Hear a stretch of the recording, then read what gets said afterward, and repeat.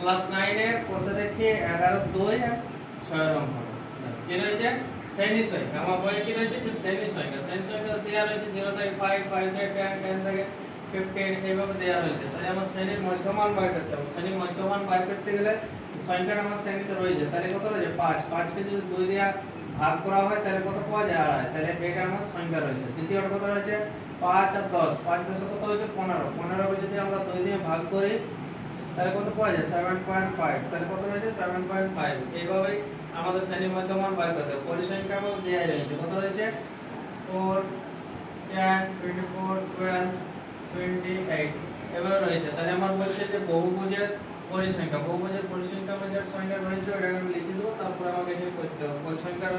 মান কি রয়েছে আমাকে বহুভুজটা বের করতে হবে তাহলে আমার প্রথম কি রয়েছে x এটা x ড্যাশ এটা y এটা y ড্যাশ এভাবে আমি কত কত ধরানো যাবে আমার তাহলে তো